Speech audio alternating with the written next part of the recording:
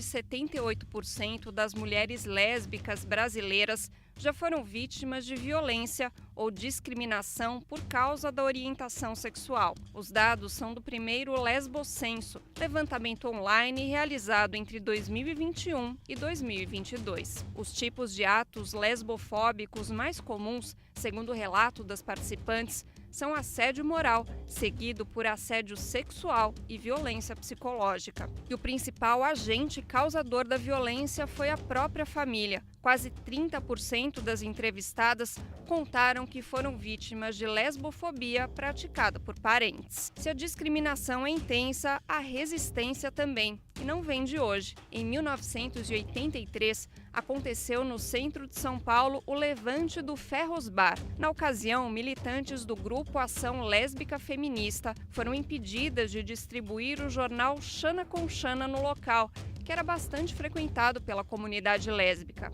Elas então invadiram o bar para denunciar a censura, a perseguição e a violência policial. Uma das fundadoras do grupo era Roseli Roth, que levou a questão das mulheres lésbicas à mídia comercial, participando 2 vezes do programa da Hebe na década de 1980. Às vésperas do Dia da Visibilidade Lésbica, o BDF Entrevista recupera a memória das ativistas que lutaram pelo direito das mulheres homossexuais e aborda quais avanços ainda são necessários no país. Olá, eu sou Luana Ibelli e este é o BDF Entrevista, um papo sobre temas atuais, sempre com a visão popular que é a marca do Brasil de Fato. Obrigada para você que nos acompanha pelo YouTube, pela Rede TVT ou pela Rádio Brasil de Fato. Vamos para mais um papo. Hoje está aqui comigo a advogada Luanda Pires para a gente conversar sobre visibilidade lésbica e sobre os desafios, né, de ser uma mulher lésbica hoje no Brasil. Obrigada, viu, por estar aqui com a gente, Luanda. Eu que agradeço, é um prazer enorme, parabéns pelo trabalho. Fico muito feliz de ter a nossa agenda, né, de mulheres lésbicas sendo discutida com tamanha profundidade e responsabilidade aqui pelo Brasil de Fato. Simbora então, Luanda.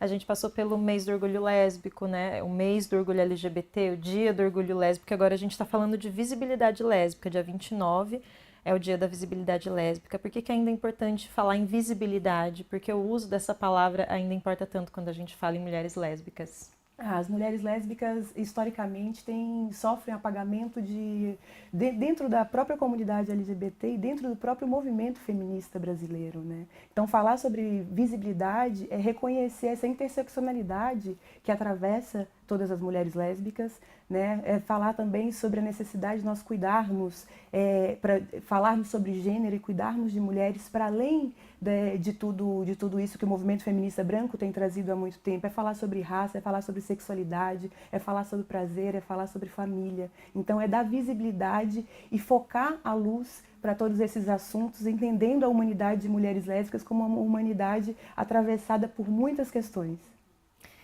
Você tem falado, né, em cursos, enfim, educando as pessoas sobre essa trajetória do movimento. Então a gente tinha o movimento GLS, até a gente passar por uma sigla que contempla mais pessoas, né? LGBTQIA+, enfim. E o L à frente. Então, queria que você contasse um pouco dessa construção e o que muda quando as mulheres lésbicas estão à frente, puxando esse carro, né? Historicamente, mulheres estão à frente de todos os movimentos sociais, né? A gente pode dizer assim, sem medo de generalizar quando fala todos. O movimento brasileiro, o movimento de pessoas LGBTQIAP+, brasileiro, ele nasce através do movimento do Grupo Somos, né, da instituição do Grupo Somos, que era um movimento formado unicamente por homens. Então, depois da instituição do Grupo Somos, que as mulheres são convidadas, na verdade, se convidam a participarem das reuniões e vão criando um núcleo, uma espécie de núcleo dentro do próprio movimento.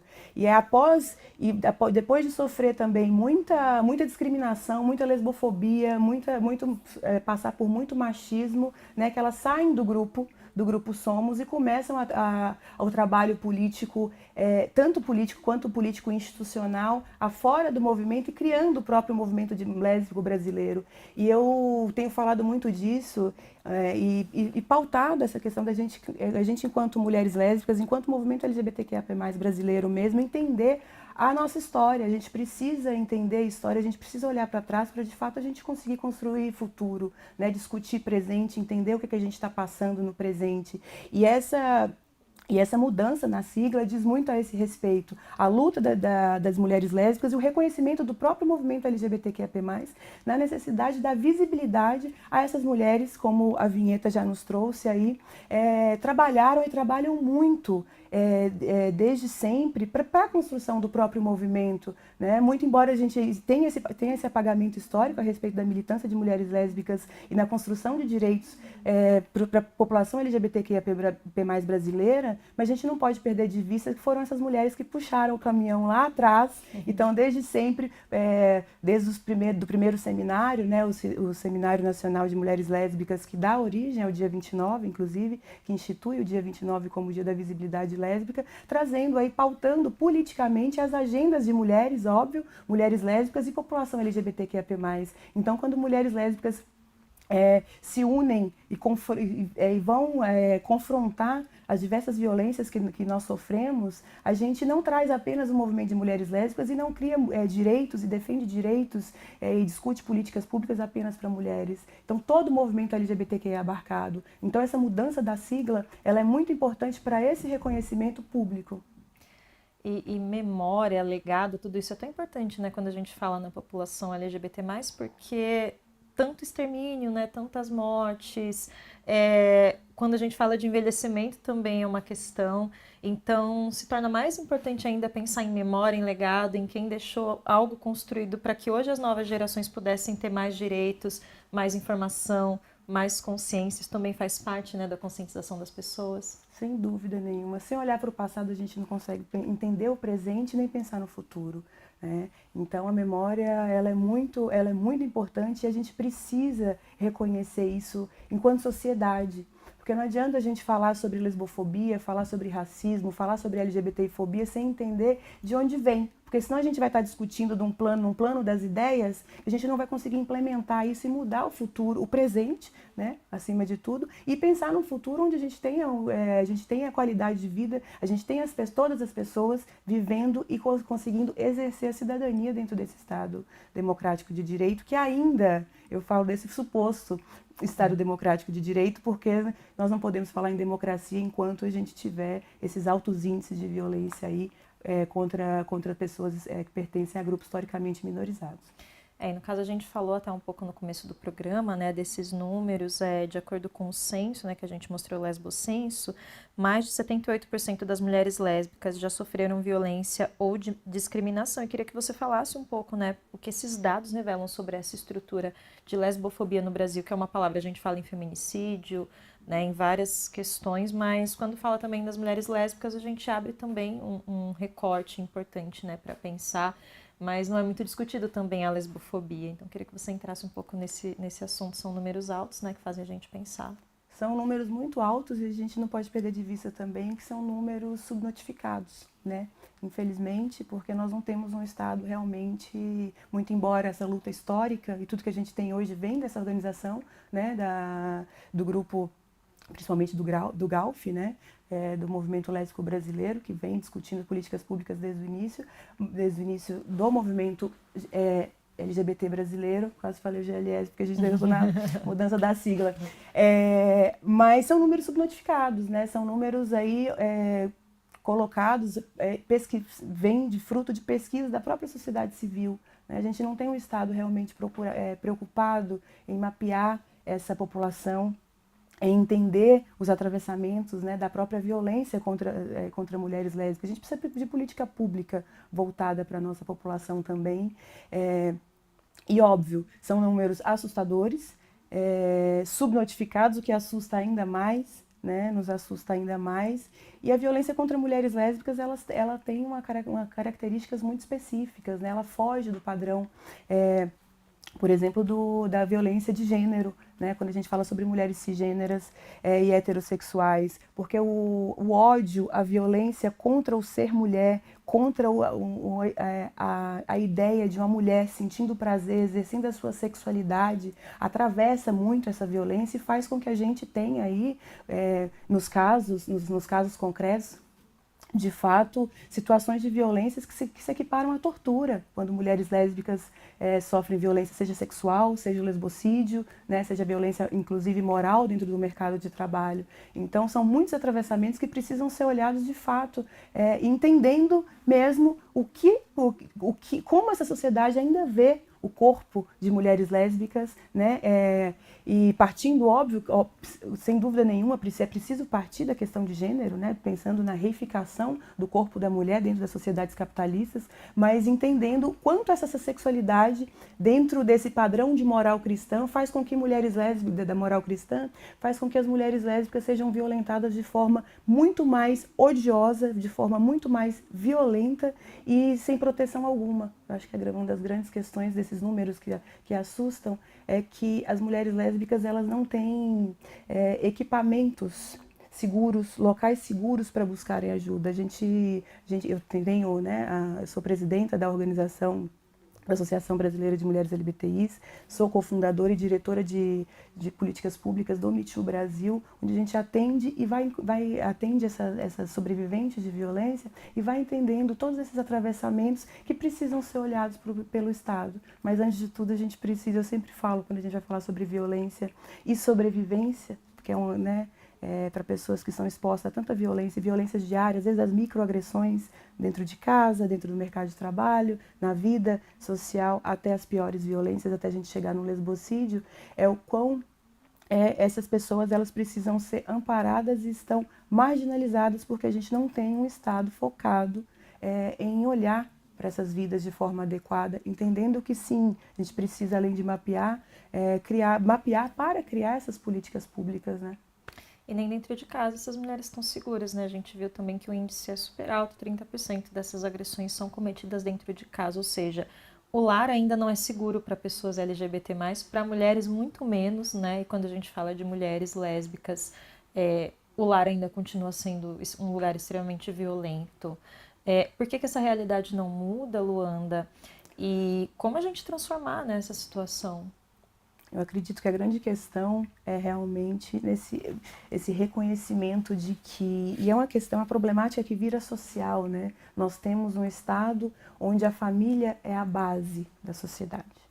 A partir do momento que a gente, enquanto população LGBTQIAP+, vai publicamente e diz para o nosso grupo populacional, lar nunca foi um lugar seguro, né? Nós sofremos violência desde muito cedo, porque, querendo ou não, a sexualidade, né, e as nossas identidades, elas são desenvolvidas e expostas desde criança. Não existem crianças LGBTs. Tanto existem que elas começam a sofrer preconceitos desde muito da tenra idade dentro de casa. E são discriminações e violências que vão atravessar a existência dessas pessoas o resto da vida, né? Porque a partir do momento que eu tenho um Estado que fala que a família é a base da sociedade, né? E eu tenho uma família que não me protege, muito pelo contrário, essa família me violenta, ainda que haja uma mudança, uma conscientização, porque eu acredito realmente que o afeto e o amor podem mudar bastante, não auxiliam muito essa construção do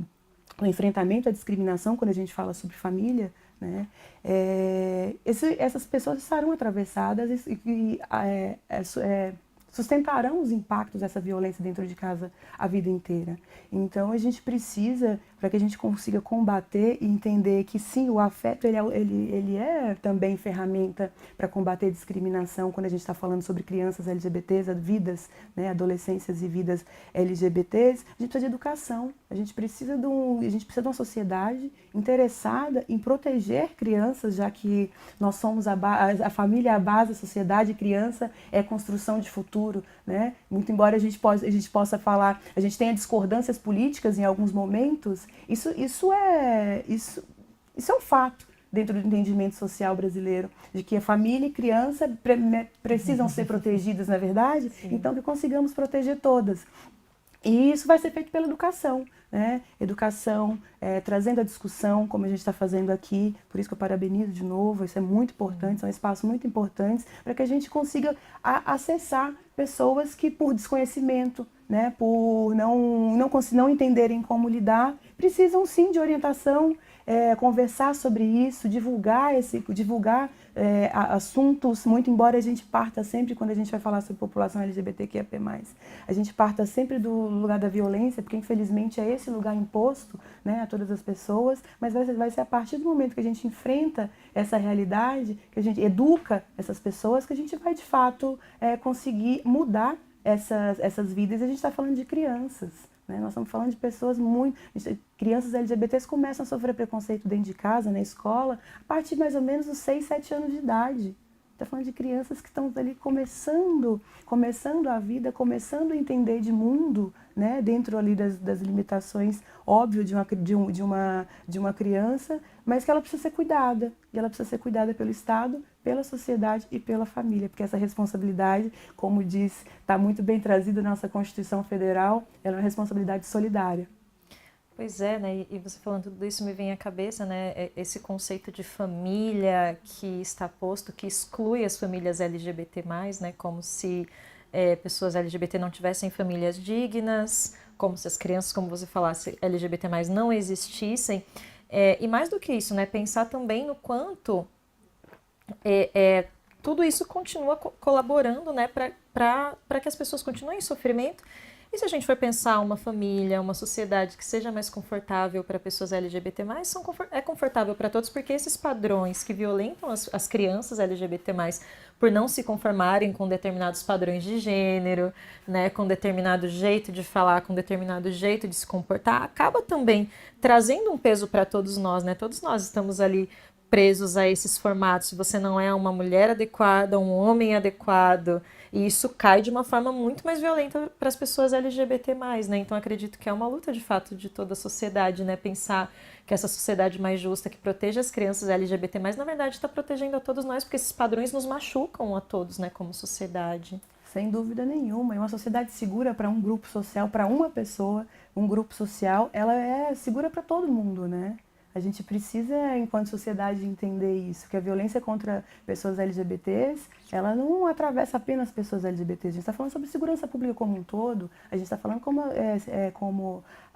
de acesso à educação como um todo, a gente está falando sobre acesso ao mercado de trabalho como um todo. A partir do momento que a gente tem esses núcleos sociais, esses espaços sociais recebendo, tratando com segurança, respeitando os direitos da população LGBTQIA+, isso vai abrir para que outras pessoas também passem a ter segurança em todos os espaços sociais, né? A Constituição Federal traz aí todos os direitos humanos, sociais, políticos, civis para toda a população, e a partir do momento que eu tenho um grupo social sendo assassinado por ser quem é, ou seja, a gente não tem o respeito à vida, a gente não tem o respeito à segurança, o acesso à saúde, o exercício pleno da cidadania, que deve ser garantido pelo Estado para todas as pessoas, a gente tem uma sociedade incompleta, uma sociedade violenta, e essa violência ela vai sim respingar em todos os demais grupos que ainda não entendem, né, que muito embora não sejam atravessados de forma direta,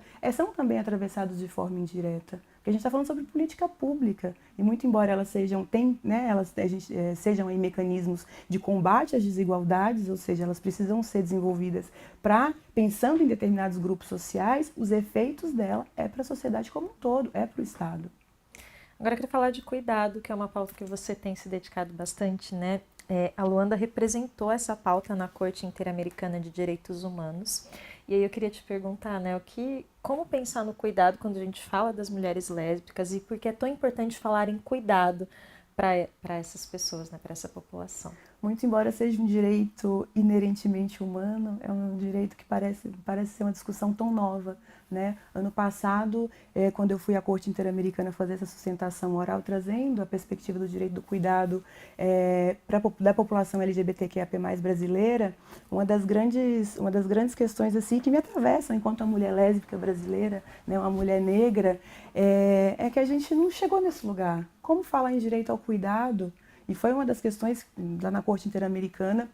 A gente tem um representante brasileiro, né? E foi uma das coisas que eu perguntei para ele: como que eu vou falar sobre direito ao cuidado de uma população que sequer consegue sobreviver? A gente vive num dos países mais inseguros para a população LGBTQIA+ viver no mundo. Muito embora a gente tenha um avanço legal formal muito muito grande, né? Nós somos um dos poucos países que criminalizou a LGBTfobia. Mas como que eu vou como que eu falo de cuidado se a gente continua matando essas pessoas? A gente sequer, enquanto sociedade, entende o cuidado como direito, né? Aí a gente pode abrir para a sociedade como um todo, né? Saúde mental, a gente está começando a discutir saúde mental agora, né? Com o Estado brasileiro aí, inclusive, reformulando as normas, a NR1, trazendo a questão do cuidado para a responsabilidade das empresas privadas também, que isso nada mais é do que o reconhecimento do Estado, de que eu falo muito sobre a NR1 quando eu vou falar sobre cuidado, porque a partir do momento que o Estado brasileiro determina que as empresas têm responsabilidade em razão dos riscos psicossociais a que a nossa população LGBTQIAP+, é exposta, e aqui trazendo, né, dentro da nossa perspectiva do assunto hoje, é o Estado reconhecendo que essas violências, elas não apenas existem, mas que elas impactam na nossa saúde física e na nossa saúde mental. Isso é direito ao cuidado. E a gente começa a discutir, a gente tem uma política nacional de direito ao cuidado do ano passado, apenas no Brasil. Quando eu fui para a Corte Interamericana, a discussão ainda estava no grupo de trabalho, a política ainda nem tinha sido lançada, mas é preciso. Quando eu vou falar sobre cuidado com pessoas LGBTQIAP+, eu foco sempre, e eu falo que a gente precisa focar sempre, dado inclusive essa vulnerabilização que vem desde a infância, essa discriminação que vem desde a infância, na necessidade do autocuidado. Porque no Brasil, o cuidado ele envolve o autocuidado, né, o cuidar de si, o cuidar do outro e do ser cuidado. São nessas 3 dimensões que a gente entende a política do cuidado no sistema legal brasileiro.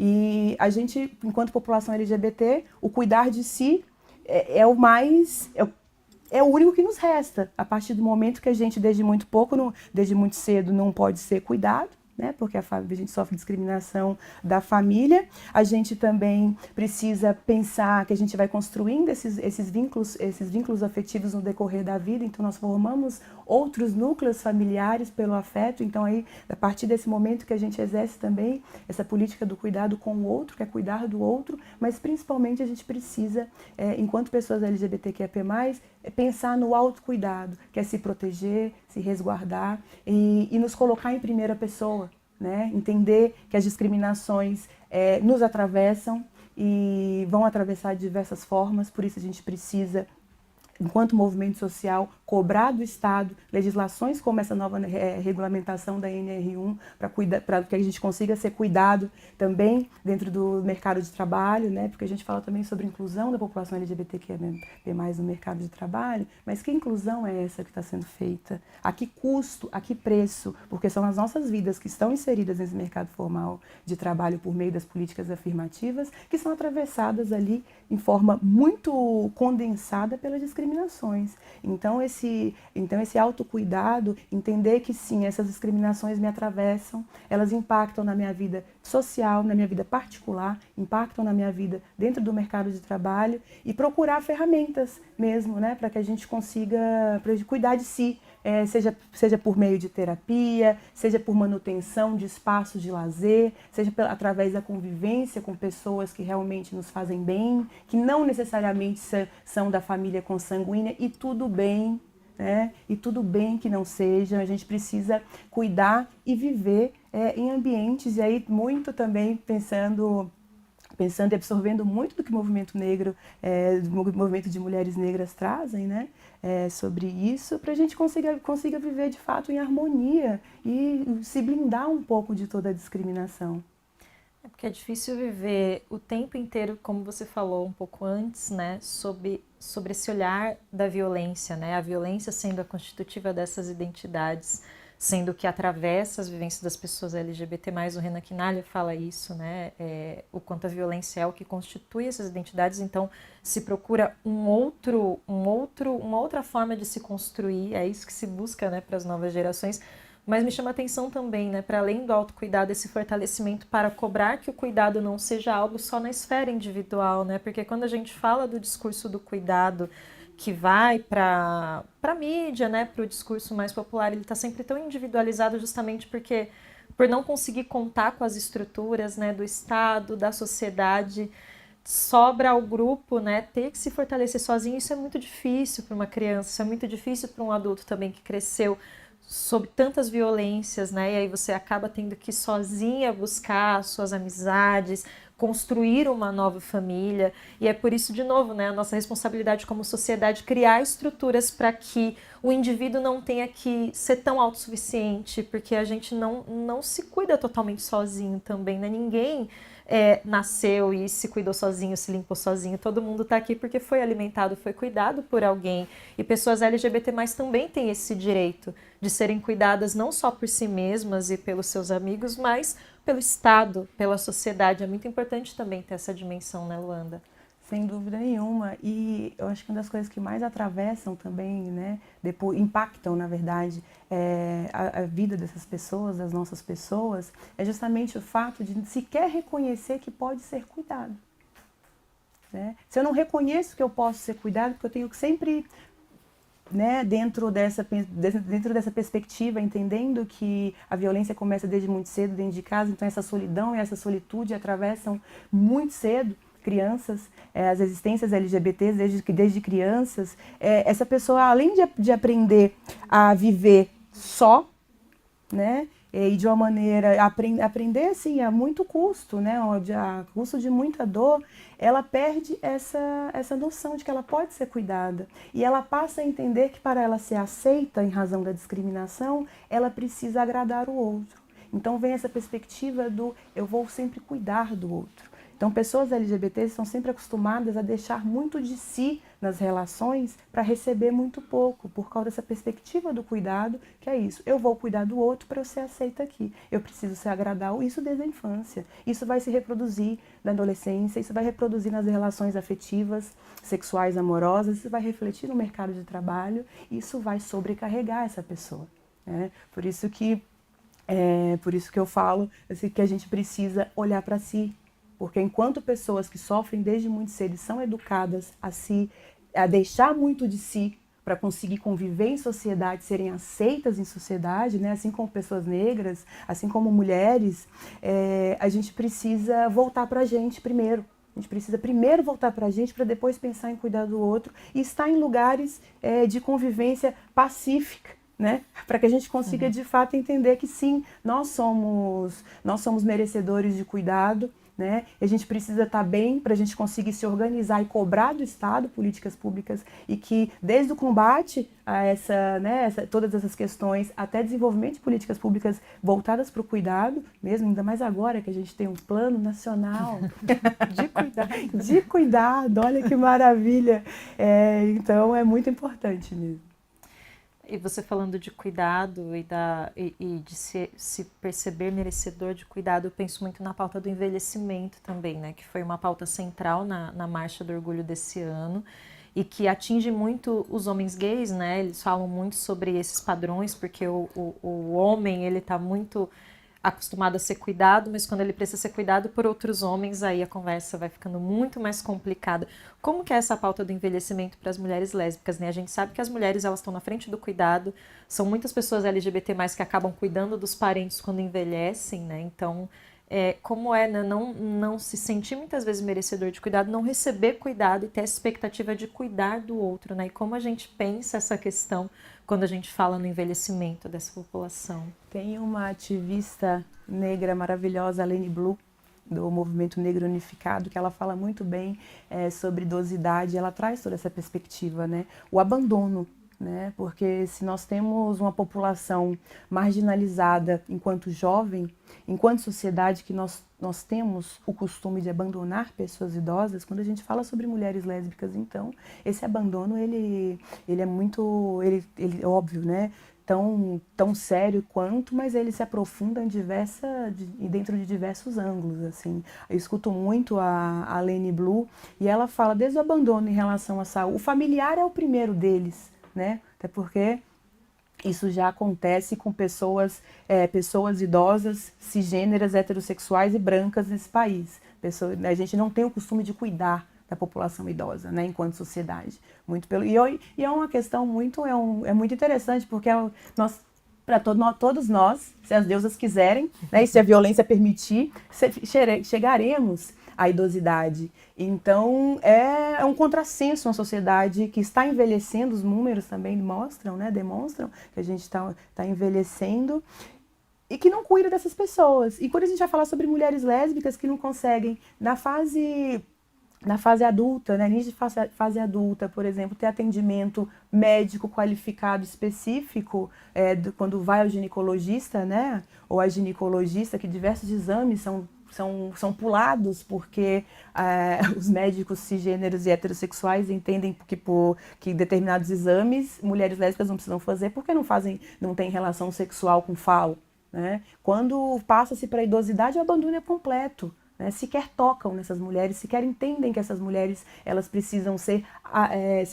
cuidadas, e ainda que essas mulheres busquem, né, porque como a gente também acabou de falar, muitas mulheres deixam de ir a médico, procurar fazer, né, esse autocuidado e cuidar de si. Então a gente precisa nos olhar enquanto sociedade, reconhecer que pessoas idosas precisam sim de cuidados específicos, né? E sim, tem outro ritmo, são outras dimensões do cuidado, mas ainda assim partir desse lugar que a gente está falando sobre humanidades, que já deram muito, aí falando de mulheres lésbicas, já deram muito para a sociedade brasileira como um todo, já deram muito para o movimento lésbico brasileiro, né? Se a gente está aqui falando sobre direito ao cuidado hoje, é porque essas mulheres trabalharam muito. Né, e deram muito de si, da própria vida. E reconhecer a importância dessas pessoas e valorizar a idosidade, valorizar as pessoas idosas, porque é isso, todos nós ficaremos,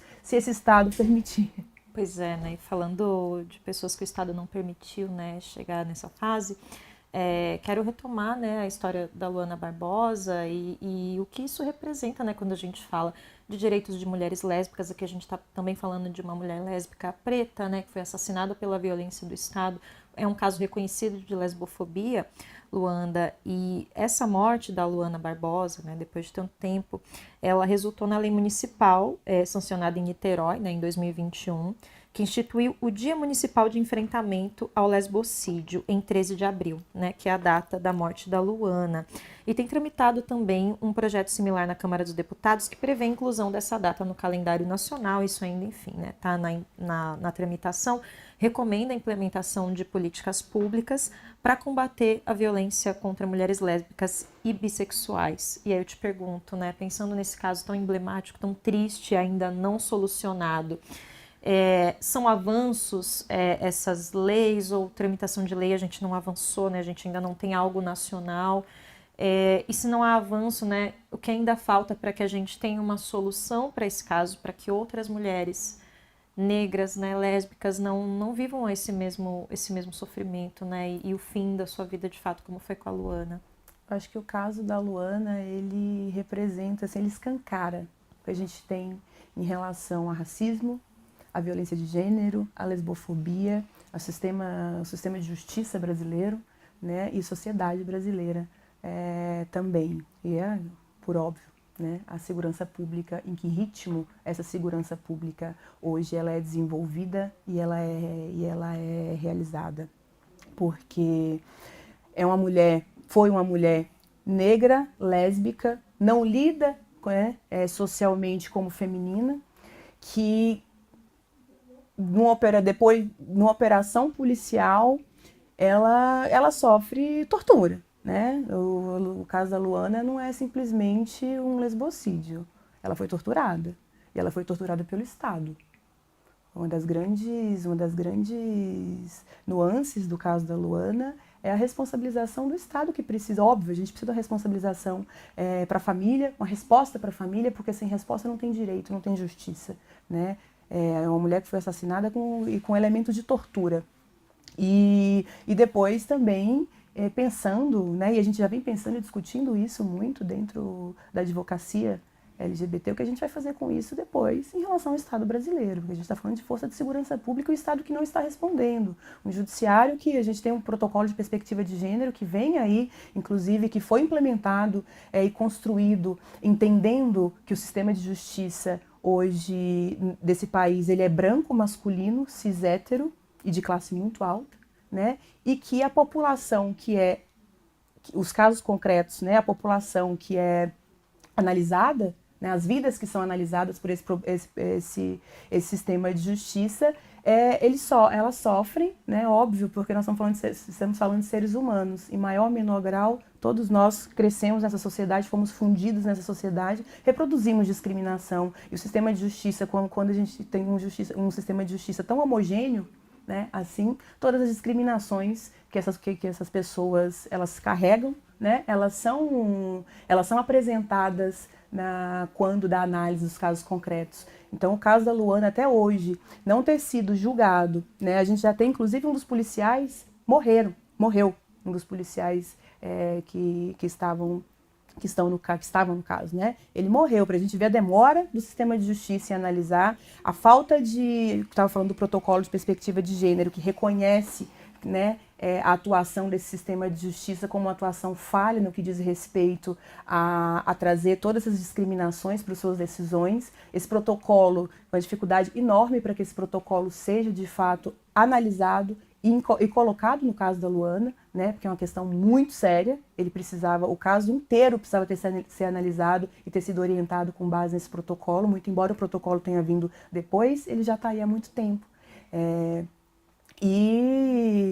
E a violência escancarada, assim, da própria sociedade, que fica em silêncio com um caso tão absurdo desse, né? Eu acho que também isso precisa ser levantado. Será que se fosse uma mulher branca na Paulista, a sociedade civil brasileira, porque é um caso de repercussão internacional, né, estaria silente da forma que está? O silêncio também mata, a inércia também deixa morrer, né? Então a gente precisa se olhar como um todo, nessa tríplice que a gente fala que sustenta essa sociedade, sustenta esse Estado.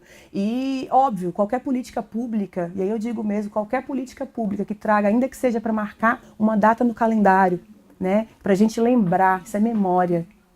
Isso é memória. A partir dessa lembrança de uma data fixada no calendário, você vai dar visibilidade para esse acontecimento, visibilidade para essas violências, visibilidade para essa população, é muito importante, né? Mas a gente precisa de uma política pública completa. A gente precisa do Estado brasileiro entendendo, sim, partindo desse caso, partindo do caso da Carol, partindo de outros casos nacionalmente conhecidos, de uma política ampla que proteja essas mulheres, né? Muito embora a gente, as pessoas antidireitos, né, esses grupos antidireitos que estão sendo formados aí, que vêm aí trabalhando de forma muito articulada para combater a evolução dos direitos, né, dos grupos historicamente minorizados, da população LGBTQIA+, diga o contrário, a gente precisa sim de política pública específica. A política pública é para isso, é instrumento de combate à desigualdade, cabe ao Estado fazer isso.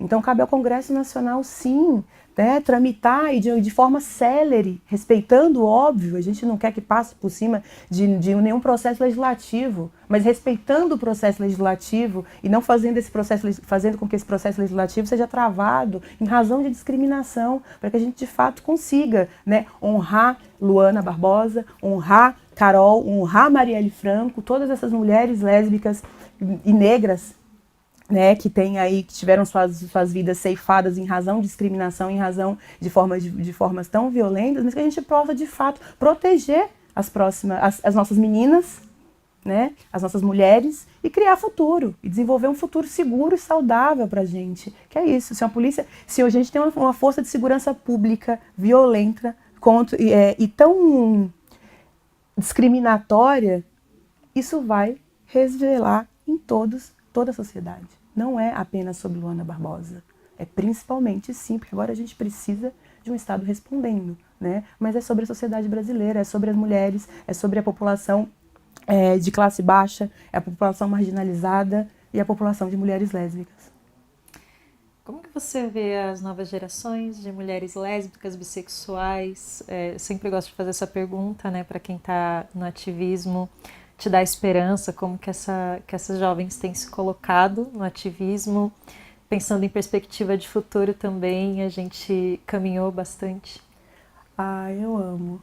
Eu fico muito feliz quando eu vejo as novinhas e assim, e que já absorveram, que têm absorvido tanto assim do nosso histórico, né? E eu acho que enquanto sociedade, essas novas gerações, elas têm trazido o que a gente tem há muito tempo brigado como movimento social, como mulheres mesmo, como existência, é a normalização das nossas existências, o respeito às nossas existências. E essa geração nova, óbvio, né, depois de muita luta do movimento como um todo, que hoje a gente consegue falar sobre isso, a gente consegue que essas crianças e adolescentes consigam exercer a humanidade de forma um pouco mais tranquila, muito embora não, né, ainda atravessadas pela violência. Eu fico muito feliz, eu fico realmente muito feliz, eu gosto sempre de dar as palestras, aulas e tudo em faculdades, em escolas, fazer roda de conversa, porque é isso, é nessa troca e é sustentando mesmo, auxiliando essas crianças e adolescentes e jovens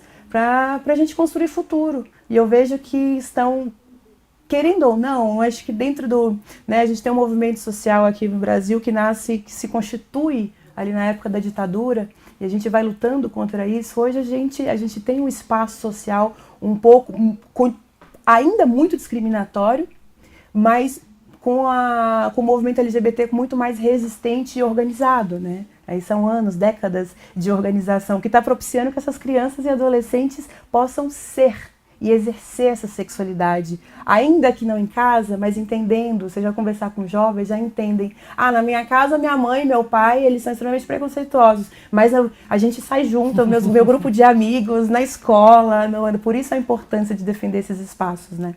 Você falou em construir futuro. Para a gente encerrar, que futuro, né, você imagina que possa ser construído, que mulheres lésbicas, bissexuais possam habitar com os seus direitos, né, com tudo isso que você falou aqui durante essa conversa?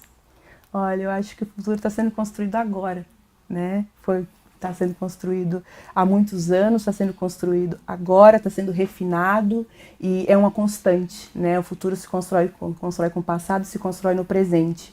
E eu espero que com tudo isso que a gente está fazendo, está falando, né, de diversas maneiras, em diversos locais, por diversas mulheres, que a gente de fato consiga construir um futuro, um país que seja realmente seguro, né? Eu acho que sem segurança e sem educação a gente não vai a lugar nenhum. Eu não consigo falar sobre qualquer outra espécie de direito sem que eu tenha uma população vivendo em segurança, né? Exercendo com plenitude a cidadania, né? Que é o que nos faz, dentro de um Estado democrático de direito, como seres pertencentes a uma sociedade.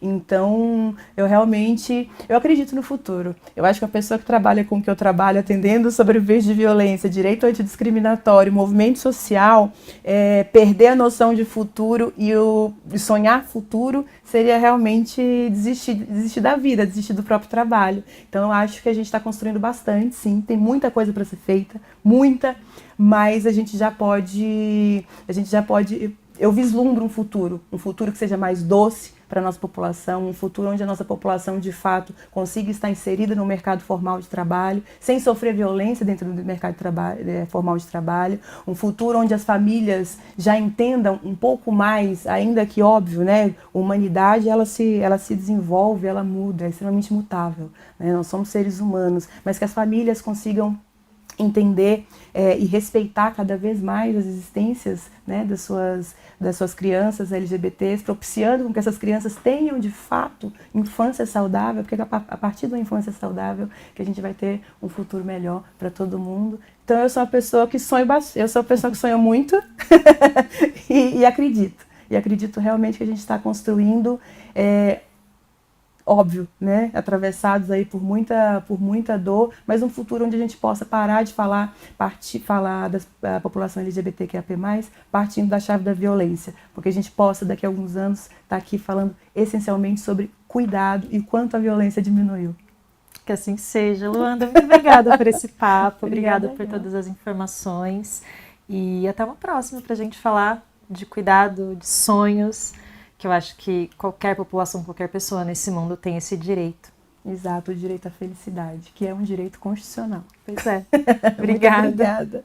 Bom, e assim a gente encerra o BDF Entrevista de hoje. Muito obrigada pela sua companhia até aqui. Aproveito para te lembrar que o nosso programa vai ao ar de segunda a sexta, às 7 da noite, no YouTube do Brasil de Fato e na Rede TVT. E às 9 da noite a gente também está na Rádio Brasil de Fato. Obrigada pela companhia. Até uma próxima. Tchau.